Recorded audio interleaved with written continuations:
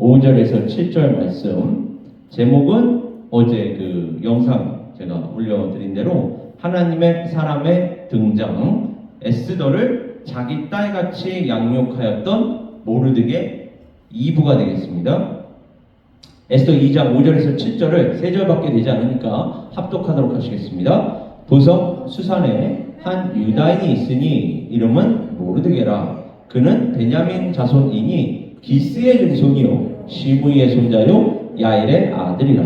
전에 바벨론 왕 느부갓네살이 예루살렘에서 유다와 여고냐와 백성을 사로잡아 갈 때에 모르드게도 함께 사로잡혔더라. 그의 삼촌의 딸 하다사 곧 에스더는 부모가 없었으나 용모가 곱고 아리따운 처녀라. 그의 부모가 죽은 후에 모르드게가 자기 딸같이 양육하더라. 아멘. 성경을 우리가 읽고 해석할 때에, 그래서 성경을 전체적으로 보는 눈이 제가 항상 중요하다고 말씀을 드렸습니다. 이 본문 말씀에만 지나치게 집중을 하면 그 본문 말씀에만 너무 집착한 나머지 잘못 해석하고 잘못 적용하는 그러한 경우가 발생합니다. 이거를 큰 그림으로 바라보면 에스더, 그러니까 여러분 항상 성경을 보실 때요, 이 본문 말씀의 before, after를 보셔야 돼요. 물론 궁극적인 애프터는 제가 예수 그리스도라고 얘기했습니다. 예수 그리스도 안에서 완성이 되는 것이니까. 그러나 예수 그리스도로 완성을 시키지 못하면 우리는 유대인들이 구약성경을 바라보는 그 관점으로 구약성경을 완성하게 되어 있다. 그렇다면 오늘날 이 예수 그리스도께서 성령으로 말미암아 탄생시키고 성장시키신 이 교회를 통한 성경 말씀의 주된 메시지는 곡해될 수밖에 없습니다. 그러니까 유대인들이 바라보는 그 관점으로 바라보기 때문에 우리 그리스도인들을 향한 하나님의 메시지가 곡해될 수 있다는 것입니다. 그러니까 늘 우리는 예수 그리스도로 완성을 시켜야 되는데, 오늘 본문 말씀 또한 제가 어제 잠깐 말씀드렸는데 before and after로 바라보셔야 돼요. 그러니까 before는 어떤 사건이라고 했죠? 바로 사울과 아말렉 왕 아각의 사건을 여러분 기억하셔야 한다고 얘기했습니다. 왜요? 기스의 증손이 아닌데, 사실 모르드게는 그 계보를 따라가 보면 기스의 증손이 아니라 기스의 여러 대를 거친 후손이라고 제가 말씀드렸습니다. 역사적인 기록에 따르면, 그러니까 기스의 자손, 기스의 후손 이렇게 기록되는 건 맞는데, 증손이라는 얘기는 그 손자 위에 있는 개념 아닙니까? 그러니까 3대째에 걸친 자손 후손이라는 얘기니까 기스의 그 3대째 자손 또는 후손은 아니고, 따라서 기스의 자손에 따라 지금 이어져 내려온 사람이 바로 모르드게다. 그리고 이렇게 기스를 언급한 이유는 그 여러 대에 걸친 조상임에도 불구하고 이 글을 읽는 사람들에게 사울을 상기시켜주는 것이라고 얘기했습니다. 사울과 아말렉 왕 아각과 그 관계 속에서 원래 아말렉 왕 아각까지도 처리했어야 하는데, 하나님께서 분명히 사울에게 그 모든 족속을 전멸시키라고 하셨는데 전멸시키지 못해서 결국은 하나님께서 사울을 버리는 결과로 이어집니다. 그리고 그 처분하지 못한 아말렉 왕 아각, 당시에 그 아각은 사무엘이 대신 처리를 하죠. 여러분 사무엘 상을 보시면 그 모습을 확인하실 수가 있습니다. 그러니까 before and after로 보셔야 돼요. 사울 왕과 아말렉 왕 아각 사이에 풀지 못한 이 관계가 이제 곧 모르드게와 그 이스라엘의 대적, 유다인의 대적 하만과의 관계 속에서 풀릴 것이다. 그리고 이게 더 궁극적으로 가면 예수 그리스도와 그 예수 그리스도를 따르는 믿는 자들의 대적 사단과의 전쟁에서 누가 이길 것이다라는 얘기입니까? 예수 그리스도가 이기실 것이다로 우리는 완성이 되는 것입니다. 이렇게 완성시키지 않으면 유대인들처럼 지금도 이 불임절이라고 해서, 여러분 에스더 마지막에 보면 이게 하나의 절기가 됩니다. 불임절을 그냥 지키는 걸로 끝나버려요. 하나님께서 우리 하나님의 백성들을 대적으로부터 지키셨어, 이기셨어, 그냥 그 역사적 사건을 기념하는 걸로 끝나버립니다. 그러나 우리는 에스더 이 사건을 통해서 불임절로 완성시키는 게 아니라 예수 그리스도의 부활로 완성시키는 것인 줄 믿습니다. 이게 바로 다른 거예요, 여러분. 유대인들과 우리 그리스도인들의 관점과 성경 해석에 있어서. 자, 그 다음 오늘 이제 본문 말씀 속에서 우리가 나눌 바는, 자, 여기에서 모르드게라는 이름 있잖아요. 이 모르드게라는 이름은 사실 바벨론의 신의 이름이었습니다. 다시 한번요. 모르드게라는 이름은 마루둑이라고 해서 여러분 성경에서도 확인하실 수가 있어요. 마루둑이 이 바벨론의 신이거든요. 그리고 에스더라는 이름 또한 원래 하다사라는 이름이었는데 하다사라는 이름이 아니라 에스더라고 지금 불리는 이유가 이시타르라는 역시나 바벨론 신의 이름에서 유래가 됩니다. 그러니까 모르드게와 이 에스더의 이름이 마치 나중이 아니죠. 다니엘 스토리에서도 보면 다니엘의 세 친구의 이름을 느부갓네살 왕이 자기네 언어, 자기네 전통, 자기네 신들의 이름으로 바꾸지 않습니까? 그것처럼 사드락과 메삭과 아벳느고로 바꾸는 것처럼 여기에서도 역시나 마찬가지입니다. 마루둑과 이시타르와 아주 유사한 모르드게와 에스더의 이름으로 지금 불리는 것이고 여기에서의 에스더의 이름의 의미는 은매화라는 의미를 지니고 있습니다. 다시 말해서 히브루 이름이 아님에도 불구하고 굉장히 뭐라 그럴까요? 대치되는 이러한 언어적인 유희를 갖고 있는 거죠. 그러니까 유다인이라고 계속 언급은 되는데 유다인의 이름이 아니라 히브리 사람들의 이름이 아니라 바벨론의 신들의 이름. 그러니까 참 이렇게 뭐라 그럴까요? 이중적으로 좀 모순되는 이러한 의미를 지금 갖고 있는 것입니다. 그래서 바로 이와 같이 히브리 사람들이 갖고 있는 이름이 아님에도 불구하고 계속 유다인으로 언급이 되면서 고수가 되는 모르드게의 이중적인 정체성, 마치 우리나라 사람인데 이 사람은 한국 사람이라 근데 이름은 나카무라라 이렇게 얘기하는 거하고 비슷한 거예요. 그러니까 좀 이상하잖아요. 만약 한국 사람인데 왜 이름이 나카무라야? 이렇게 우리가 아주 쉬운 예를 든 겁니다. 제가 한국적인 전통 속에서. 그러니까 바로 이와 같은 이름을 갖고 있다는 것 자체가 이중적인 정체성을 지금 지니고 있다. 그 다음에 이 시타르라는 것은 이방의 위대한 여신이자 역시나 아름다운 히브리 사람들이 아름답게 여기는 그 꽃의 이름이라는 점에서 역시나 에스더에게도 이중적인 정체성이 부여되고 있습니다. 이것은요 오늘날 우리에게 그리스도인들에게 어떠한 의미를 지닐까요?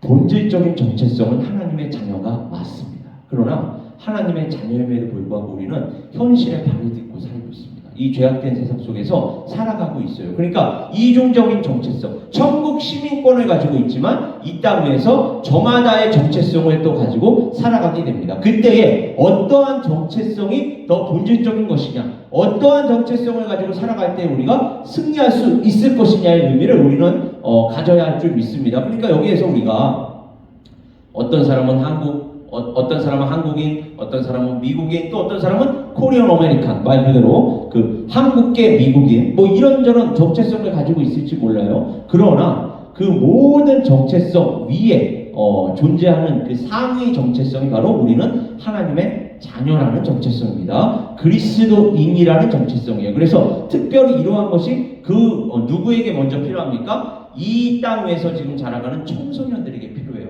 이 청소년들이 겪는 그 정체성이라는 게 나는 한국 사람인 거야? 미국 사람인 거야? 아니면은 한국계 미국 사람이 또 따로 있는 거야? 이렇게 정체성의 혼란이 있을 수 있어요. 그리고 그러한 정체성을 형성하는 과정 속에서 또 미디어가 작동하지 않습니까? 같이 유튜브나 SNS 이런 것들이 작동하면서 서로 비교하는 이 문화 속에서 정체성의 혼란을 겪을 뿐만 아니라 우울증에 빠지고 극단적인 선택에 이르기도 합니다. 이때에 우리가 그 청소년들에게 줄 수 있는 메시지는 네가 이 땅 위에서 이 세상이 결정한 이 세상 사람들이 이야기하는 그 잣대로 너를 평가하지 마라. 우리는 하나님의 자녀다. 하나님의 말씀에 따라 우리의 가치가 부여되어야 한다. 우리는 하나님의 아들이다. 우리는 하나님의 딸이다. 그리고 우리는 이 땅 위에서 잠시 잠깐 정말 하나님께서 주신 그 생명, 하나님께서 주신 사명 감당하다가 예수 그리스도께서 다시 오시면 저 새하늘과 새 땅에 가서 저 하나님과 영원한 생명을 누릴 텐데 그러한 정체성 따라서 하나님께서 주신 이 생명과 사명을 이 땅에서 그 누구보다 최선을 다해서 감당하다가 하나님께 기도하면서 최선을 다해 나아가다가 그렇게 살다가 하나님께서 부르시면 가는 것이구나. 그렇게 된다면 이 땅에서 우리가 무엇을 가지고 있든 혹은 무엇을 얻었든 이 땅에서 열심히 공부하고 열심히 일해서 무엇을 얻었든 그런 것과는 상관없이 우리는 하나님께서 기뻐하시는 선한 자들, 아름다운 자들이 되어야 할 줄 믿습니다. 이러한 정체성으로 살아갈 때에 우리는 이 세상 속에서도 어떠한 위기가 닥쳐도 어려움이 닥쳐도 이길 수 있다는 메시지로 승화될 수가 있는 것입니다. 이것을 바로 모르드게와 에스더가 이러한 이름이 담고 있는 이런 이중적인 정체성을 가지고 우리에게 전달해 주는 줄 믿습니다. 자, 그 다음이에요. 그래서 각각 그 나름대로의 어려움을 겪을 뿐만이 아니라 긴장과 위기를 사실적으로, 제가 아까 말씀드렸잖아요. 우리는 현실에 발을 들이고 있습니다. 우리가 신앙생활을 할 때 항상 균형을 잡아야 돼요. 영적인 것과 현실적인 부분을 항상, 그래서 현실에 발을 들이고 있기 때문에 균형을 잡으면서 살아가야 합니다. 그때에 또한 그러한 사람을 하나님께서 사용하시는 것입니다. 영적인 측면을 지나치게 강조하다 보면 학생으로 얘기하면 이렇게 되는 거죠. 공부 안 하고 열심히 기도해서 학교에서 좋은 성적 받겠다고 얘기하는 사람이 되어버리는 것이고, 그럼 좋은 성적 받을 수 있습니까? 없습니까? 없는 것입니다. 하나님이 능력이 없어서가 아니라 하나님은 그런 게으른 사람을 사랑하지 않으세요. 공부를 안 하고 기도만 하는 건 그건 게으른 겁니다, 여러분. 반대로 현실적으로 하나님 의지하지 아니하고 뭔가 혈기가 왕성할 때 자기가 열심히 노력하면 내가 그냥 뭐든지 다 할 수 있어, 이런 것은 또한 하나님께서 보시기에 아름답고 선한 것이 아닙니다. 열심히 최선을 다하되 그 과정 자체는 최선을 다하되 그 결과는 하나님께 맡길 수 있는, 그래서 어떠한 결과로 맺어지든 이 모든 것 또한 하나님께서 사용하셔서 당신의 선을 이루실 줄 믿습니다. 하나님께서 항상 함께하여 주시옵소서. 이렇게 영성과 현실적인 측면이 균형을 이루면서 살아갈 때에 하나님께서 우리로 하여금 이 모든 것들을 고려하시고 승리하게 하실 뿐만 아니라 그러한 사람을 또한 사용하실 줄 믿습니다. 그러니까 현실 속에서 여러분, 우리가 하나님께 귀하게 쓰임 받으려면 그 누구보다 최선을 다해야 돼요. 부지런해야 합니다. 결코 게으른 자가 되어서는 안 돼요. 게으른 건 성경에서 악하다고 얘기합니다. 이 악하고 게으른 종아, 이렇게 얘기한단 말이에요. 그러니까 악한 개념과 게으른 개념을 상호 병렬적으로 놓고서 책망하신단 말이에요. 그러니까 여러분, 악한 것은 곧 게으른 것이요, 게으른 것은 곧 악한 것이라는 개념을 가지고 특히 예수 그리스도를 믿는 자들이라면 성실과 정직으로 부지런함으로 나아가야 할 줄 믿습니다. 그러면서 함께 기도하며 나아가는 거예요. 성실과 정직, 그리고 하나님을 본질적으로는 의지하는 그러한 마음을 기도로서 표현하면서, 그것을 바로 오늘 본문 말씀에 모르드게와 에스더를 통해서 우리가 확인할 수 있고, 백성 전체의 호소를 반영한 그것으로도 작용하는 신앙적으로 살기 위한 개인적인 투쟁이자 공동체적인 투쟁을 우리가 볼 수가 있습니다. 우리 또한 개인적으로 투쟁하지만 지금 이 자리에 함께 모여서 예배드리는 이유가 뭡니까? 우리는 공동체이기 때문에 그렇습니다. 개인적으로 투쟁할 뿐만 아니라 공동체로 함께 투쟁하면서 이 영적 전쟁에서 승리해야 할 줄 믿습니다. 따라서 하나님 나라의 백성이라는 정체성을 형성하고 또 세우면서 살아가지만, 다른 한편으로 이 세상 속에서 영적인 동시에 현실적인 어려움, 긴장, 위기 등을 극복해야 하는 교회 또는 그리스도인들을 이 모르드게와 에스더를 통해서 확인할 수가 있는 거예요. 자, 그 다음입니다. 룻기의 이 보아스는요, 하나님을 경외하는 마음, 또 하나님을 경외하는 신앙으로 비록 많은 희생을 감수해야 함에도 불구하고 구약 성경의 그 율법에 명시된 고엘 제도, 이 고엘 제도라는 것, 가장 가까운 친족이 팔려버린, 노예로 팔렸거나 땅이 팔렸거나 그러면 물러주는 이 제도를 이야기합니다. 그렇게 하면서 이 세상 속에서도 그 부의 평등을, 부의 균등한 분배를 구약 성경은 나눌 수 있도록, 실현할 수 있도록 추구했거든요. 그래서 이런 고해 제도에 따라 가까운 친족이 어려움을 당하면 적극적으로 나서서 또는 그녀의 어려움을 해결해 주어야 할 그 의무를 다해야만 했는데, 그게 보아스였고 오늘 본문 말씀에 모르드게였습니다. 그래서 그 모르드게는 조카 에스더를 자기 딸과 같이 양육하는 걸 볼 수 있어요. 이것은 무엇입니까? 아까도 제가 말씀드렸지만 현실적인 어려움이 있습니다. 얼마나 어렵겠습니까? 자기 먹고 살기도 힘든데, 이 포로 생활 속에서 자기 먹고 살기도 힘든데 조카, 에스더를 자기 딸과 같이 양육하는 이 삶이 결코 쉽지는 않았을 거예요. 분명히 현실적인 어려움이 있었을 것이고 현실적인 긴장, 위기 등이 있었을 것입니다. 그럼에도 불구하고 그러한 것들을 감당해 나갈 때에 하나님 의지하고 나아가면 하나님께서 보호하실 줄 믿습니다. 지키실 줄 믿습니다라는 신앙으로 나아갔기 때문에 구약 성경에 명시되어 있는 이 고해 제도를 실천하며 살아갈 수 있었던 거예요. 내가 이거 실천하지 않으면 구원 못 받습니다. 이 개념이 아니에요. 그거는 율법주의가 되는 것이고 행위 구원이 되어버려요. 그게 아니라 우리 그리스도인들, 우리 교회에게는 어떠한 메시지로 다가와야 하는 것입니까? 현실적인 어려움이 있더라도, 현실적인 위기가 닥치더라도 우리는 하나님의 말씀 붙들고 그 말씀대로 승리하겠습니다. 어려움이 있다는 거 압니다. 그러나 아까 우리 찬송가 가사, 제가 그 찬송가 택한 이유가 이제 좀 이해가 되시죠? 너 걱정 근심 말아라. 주 너를 지키시니. 하나님께서 우리를 지키시는 것입니다. 다만 어떻게 할 때요? 하나님의 말씀대로 나아갈 때, 그리고 하나님의 말씀에 따라 성실과 정직으로 나아갈 때, 그리고 기도의 그 줄을 놓지 않을 때에 하나님께서 우리로 하여금 승리하게 하여 주실 줄 믿습니다. 이것은 비단 그 룻기의 보아스, 그리고 오늘 본문 말씀에 모르드게에만 나타나는 건 아니에요. 제가 아까도 말씀드렸지만 비포 앤 애프터를 보셔야 한다고 그랬어요. 또 비포 앤 애프터라고 그래서 여러분 성형수술을 또 보시면 안 됩니다. 성형수술이 아니라 성경의 비포 앤 애프터는 역사를 얘기하는 거예요. 역사. 역사성을 늘 고려해야 합니다. 성경의 역사를 고려할 때 제가 얘기했잖아요. 이 역사를 고려하는 것이 성경신학이고 이 역사 전체를, 특히 인류 역사, 성경 역사, 교회 역사, 이러한 것들을 면밀히 우리가 연구하다 보면 야, 이거는 하나님께서 하신 것이구나 라는 깨달음, 하나님께서 역사하셨구나 라는 믿음을 더 강력하게 가질 수밖에 없거든요. 그래서 그 전에 그 빅보 사건을, 그 심지어 룻기의 그 보아스 전의 사건까지 보면 조카 롯이, 여러분 상기시켜드릴게요. 조카 롯이 그돌라오메 동맹군에게 사로잡혔을 때에 목숨을 걸고 가서 싸우고 그 조카 롯을 구출했던 사람이 누구죠? 바로 아브라함이었습니다. 아브라함은 이 율법이 있기도 전에, 그러니까 여러분 율법이라서가 아니에요. 율법주의가 아닌 것입니다. 하나님께서 함께 하시는 사람들은 특히 그 가족, 그리고 특히 우리에게는 이제 이 가족이 어디까지 확대되는 거예요? 주 안에 있는 형제자매들로까지 확대가 되는 거 아닙니까? 제가 주일에도 말씀드렸잖아요.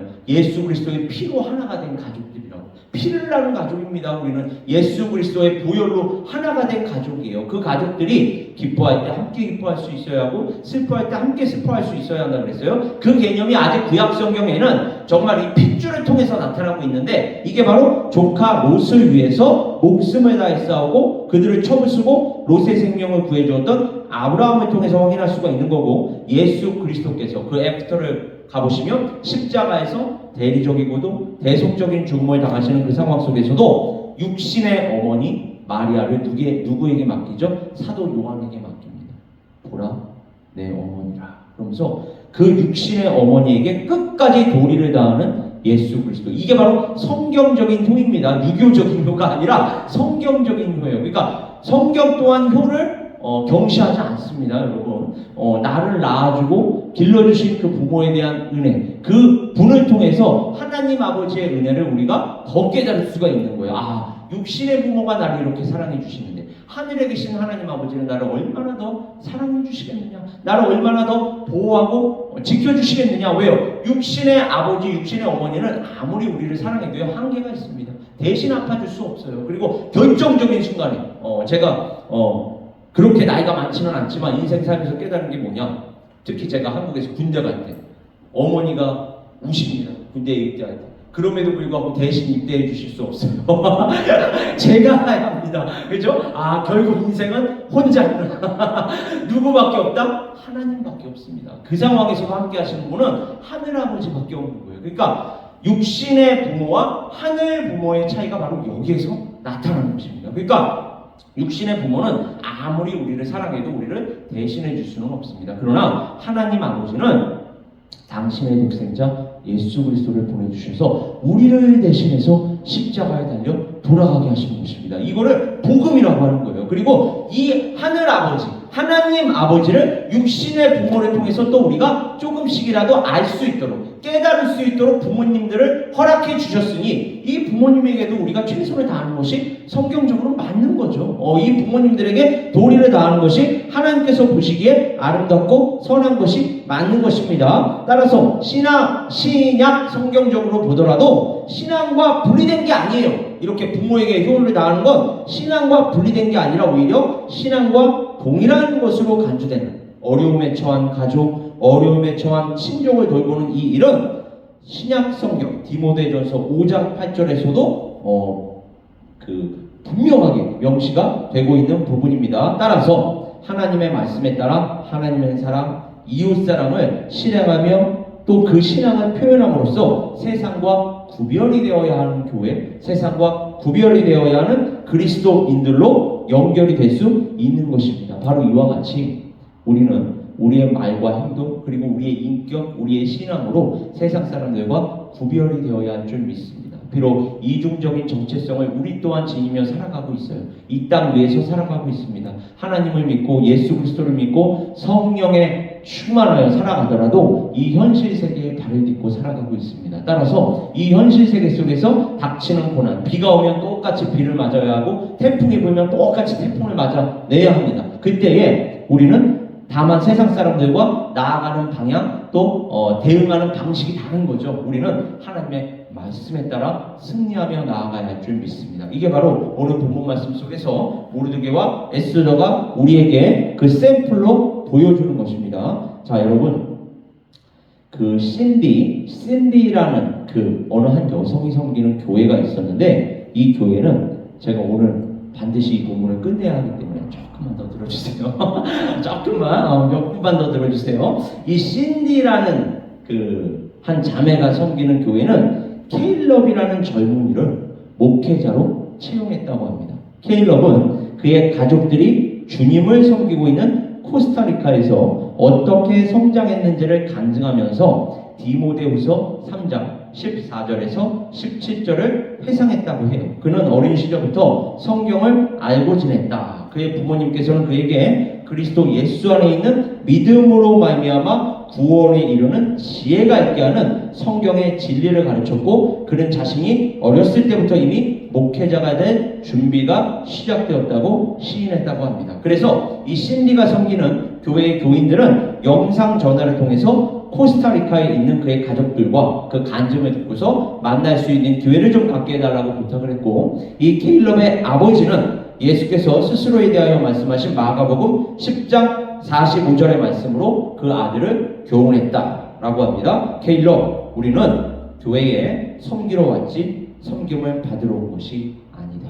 너가 목회자가 된다면 너는 교회에서 꼭대기에 올라가서 사람들을 다스리려고 하는 것이 아니라 사람들을 섬겨야 한다. 가장 높은 자가 아니라 가장 낮은 자가 되어야 한다 라고 그 아들을 교육시켰다고 합니다. 제가 이 말씀을 드리는 이유는 오늘 모르드게가 에스더를 어떻게 교육시켰을까요? 그 교육이 오늘날 우리 에베네스 선교교회가 다음 세대들이 찾아왔을 때 교육시켜야 하는 방법이기 때문에 제가 조금 더 시간을 들여서라도 나누는 것입니다. 여러분, 우리가 다음 세대들을 무엇으로 교육해야 합니까? 말씀으로 교육해야 합니다. 근데 그 말씀으로 교육할 때에 그냥 뻔지르르 한 말이 아니라 이 말에 따른 언행이 일치해야 합니다. 그리고 이 신앙이라는 건 인격적으로 승화가 되어야 할 줄 믿습니다. 지금 이 본문 말씀 속에서의 모르드게뿐만 아니라 조금 전에 제가 예화로 드렸던 이 부모가 이 말로만 이렇게 가르쳤겠습니까? 말로만 가르쳤다면 우리 아버지 어머니는 위선적이야 하고 튕겨져 나가버리지 않겠어요? 근데 이 아들은 그 아버지의 어머니의 그 교훈을 받으면서 하나님의 말씀을 또 하나님의 말씀으로 받고 어릴 때부터 목회자로서의 꿈을 키웠고 그리고 비로소 젊은 목회자로서 하나님께 쓰임을 받을 수 있었을 줄 믿습니다. 우리 또한 다음 세대들이 우리 교회를 찾아왔을 때 말로만이 아닙니다. 단순히 행동으로만이 아닙니다. 우리의 신앙적인 인격으로 그들을 말씀에 따라 교육하고 그래서 그 다음 세대가 또 그 다음 세대들을 이끌 수 있는 이러한 사역을 온전히 감당해야 할 줄 믿습니다. 저는 우리 에베레스트 선교회 하나님께서 그러한 사명 주신 줄 믿고 그러한 사명 우리 온 성도와 함께 한 마음과 한 뜻으로 감당하여 낼 수 있기를 이 시간 다시 한번 주님의 이름으로 축원합니다. 우리 함께 기도하겠습니다. 아버지 하나님,